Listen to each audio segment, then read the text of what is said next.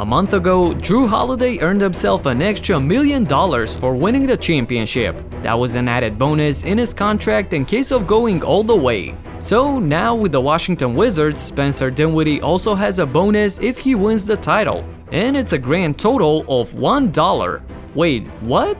Although he has legit incentives for staying healthy and playing 50 games, as well as making it into the playoffs, that $1 had to have been inserted there as a joke. There's no other explanation for it. And when it comes to these extra dollars, there have been some incredibly wild ones, so we'll go over them. What up everybody, my name is Stefan and this is Heat Check. Let's get into it. First up, the most hilarious player incentive is the so-called weight clause, where teams motivate players to stay in shape by offering some extra money. In 2009, the Boston Celtics offered Glenn Davis a $500,000 reward if he stayed under a certain weight limit.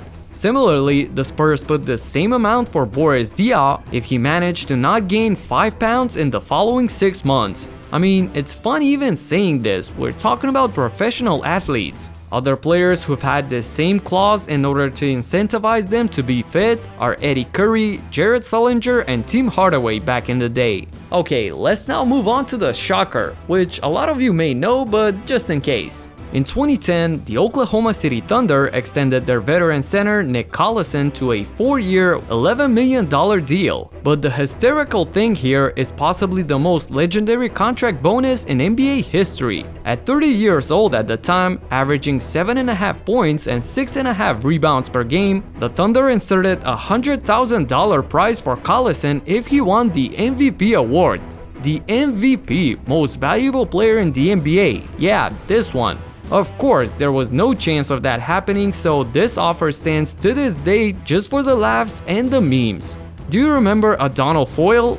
Vaguely? Yeah, same. A career 4 and 5 guy also had the same MVP bonus in his contract but priced at $500,000. Absolutely amazing.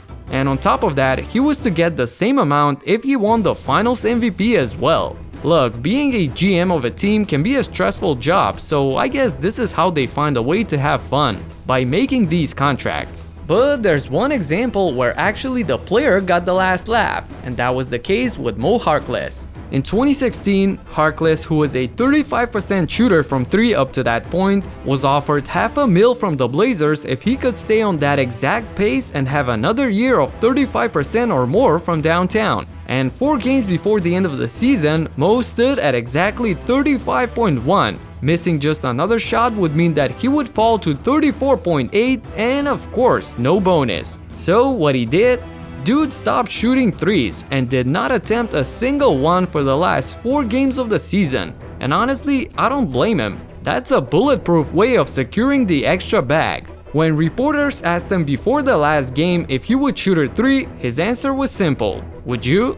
And no, as I said, I wouldn't. So hopefully you liked this fun video with these crazy sounding contract incentives, and let me know if you got some more interesting ones. That's it for now. Subscribe and talk to you in the next one. Peace out.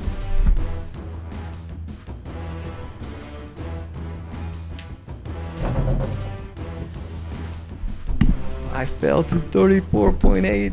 No cash for me, baby.